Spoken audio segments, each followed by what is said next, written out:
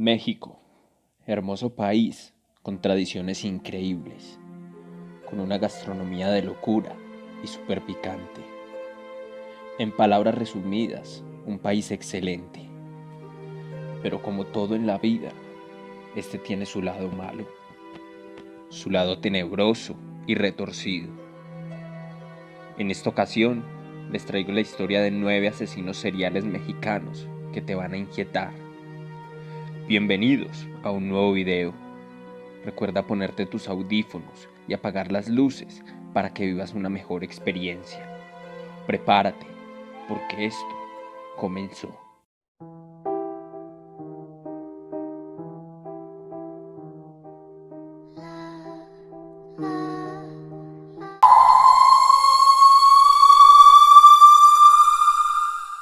Entre 1880 y 1888, este hombre mató a 20 prostitutas. Las crónicas de la época lo describen como un hombre que, a pesar de ser casi analfabeto, actuaba de manera muy educada con las mujeres para ganar su confianza. Pero en realidad era un ser pendenciero, vil, ególatra y manipulador. El apodo del chalequero provino de su estilo de vestir, pues dicen que solía llevar pantalones entallados, fajas y un chaleco. La policía lo detuvo el 13 de febrero de 1888 tras ser denunciado por los vecinos de una de sus víctimas. Las autoridades no pudieron comprobar su responsabilidad en el resto de los asesinatos, pero uno bastó para que fuera condenado a muerte. Sin embargo, el entonces presidente Porfirio Díaz revocó su sentencia y ordenó una pena de 20 años de prisión en San Juan de Ulúa, Veracruz, de donde fue liberado por error en 1904. Al salir de la cárcel, tuvo una última víctima, Antonia, una mujer de edad avanzada, a quien violó, golpeó y degolló. Su detención se atribuye a un reportero que investigó el caso y comparó el asesinato con lo ocurrido años atrás. Volvió a la cárcel en 1908, esta vez en Lecumberri, donde fue sentenciado a muerte en 1910 a los 70 años. Carlos Romagnac, uno de los primeros criminólogos mexicanos, concluyó que el también llamado degollador del Río Consulado era un criminal nato a quien describió como un degenerado inmoral violento.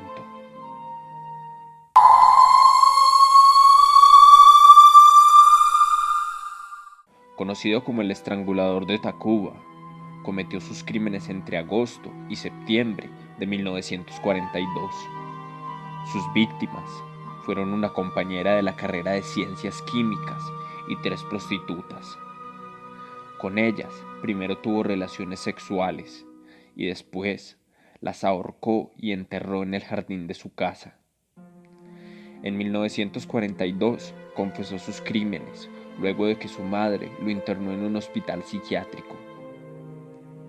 Preso en Lecumberri, Goyo fue un personaje singular en la cárcel.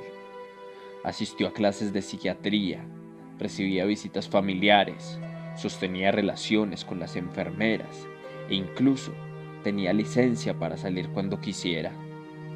Obtuvo su libertad en 1976 por un indulto del entonces presidente Luis Echeverría, y ese año la Cámara de Diputados le rindió un homenaje por ser un ejemplo de readaptación social, ya que durante su estancia en prisión aprendió el Código Penal y se convirtió en abogado de otros internos.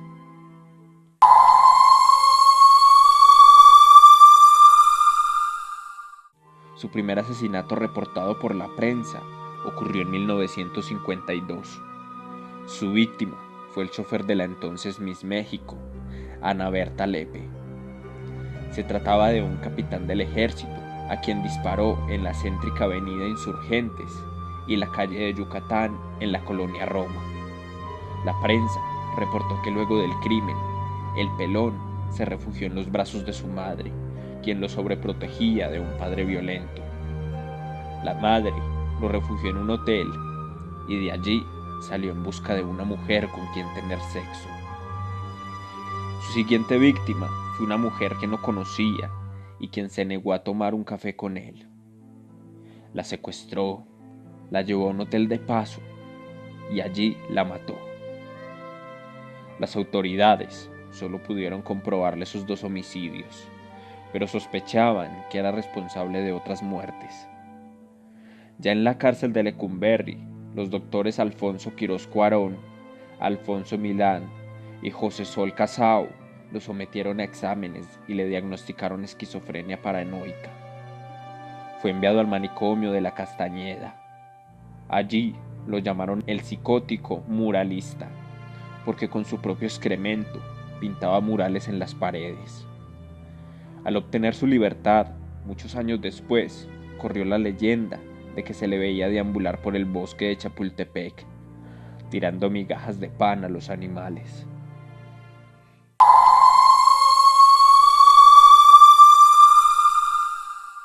A este hombre solo pudieron comprobarle el asesinato de 2 prostitutas.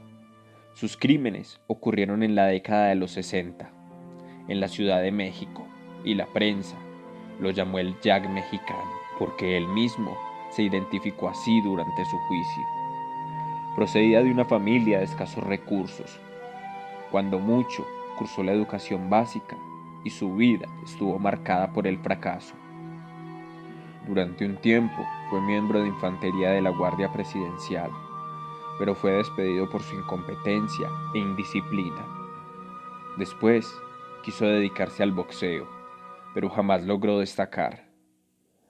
Luego entró a trabajar como policía preventivo bajo el nombre falso de Fernando Ramírez Luna, pero también fue despedido tras ser acusado y hallado culpable de los cargos de abuso de autoridad y uso excesivo de la fuerza durante un arresto.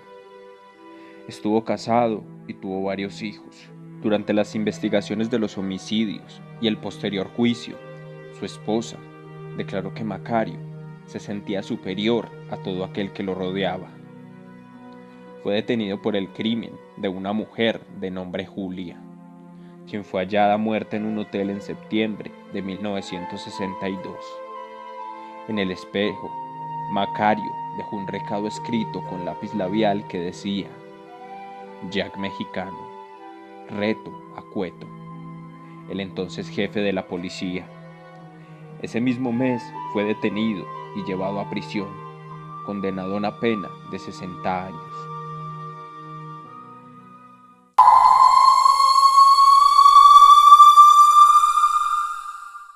Así fueron conocidas las hermanas González Valenzuela, María Luisa, Delfina, María de Jesús y Carmen, a quienes atribuyeron el asesinato de al menos 150 personas, la mayoría prostitutas que trabajaban en sus burdeles.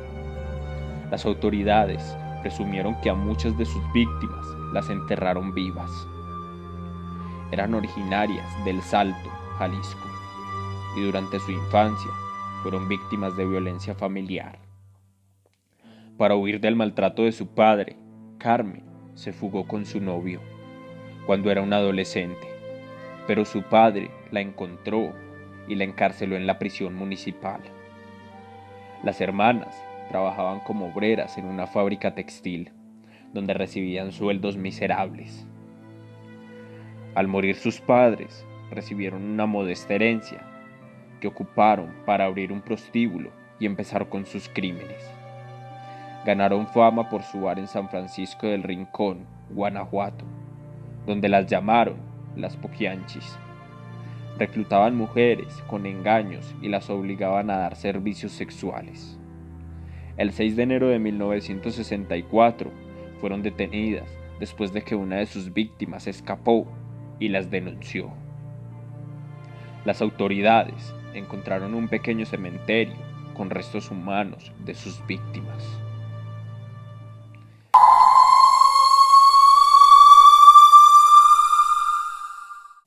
Como luchadora, se llamaba la Dama del Silencio. Esta mujer fue hallada responsable de al menos 12 robos y 16 asesinatos de personas de la tercera edad.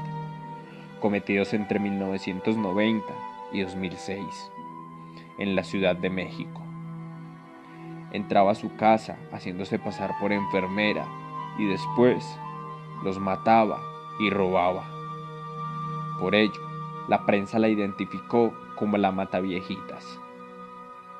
Fue sentenciada a 759 años de cárcel y estuvo presa en el penal de Santa Marta, donde ha reclamado su inocencia en distintas entrevistas.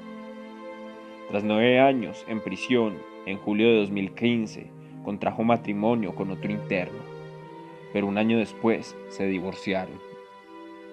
Había un dato que llamaba la atención de ella. Siempre vestía de rojo al cometer sus crímenes.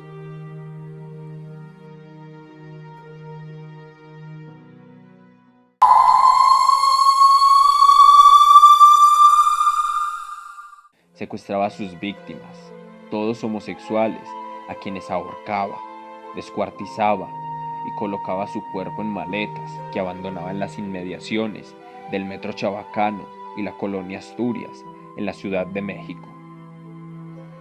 No me arrepiento de lo que hice. De tener la oportunidad, lo volvería a hacer.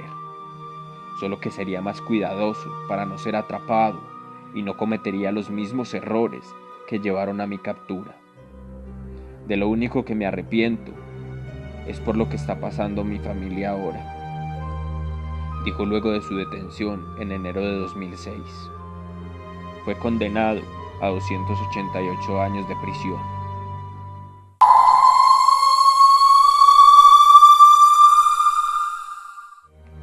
Las autoridades lo señalaron como responsable de 3 homicidios de mujeres: su pareja, una exnovia y una prostituta. Pero no solo eso, comprobaron que se comía partes de sus cuerpos y por eso lo llamaron el caníbal de la Guerrero, porque vivía y operaba en esa colonia del centro de la Ciudad de México. Fue detenido el 8 de octubre de 2007 y murió el 11 de diciembre de ese mismo año tras suicidarse en una celda de la cárcel con un cinturón. Sin duda alguna, estos son casos inquietantes de personas adictas al asesinato y el crimen. Cuéntame cuál de estos casos te impresionó más y qué opinas acerca de estos asesinos. Estaré leyendo sus comentarios. En mi anterior video les hablé sobre el túnel de los gritos, la historia sobre el asesinato de una niña y su madre, y el espectro de la niña que quedó vagando en el túnel situado en las cataratas del Niágara. Por acá te dejo una tarjeta para que vayas a verlo. Recuerda que me puedes apoyar suscribiéndote, dándole like al video y compartiéndolo con todos tus amigos para que esta familia del misterio y el terror crezca cada vez más. Yo soy Delto. Nos vemos en una próxima ocasión. Muchas gracias.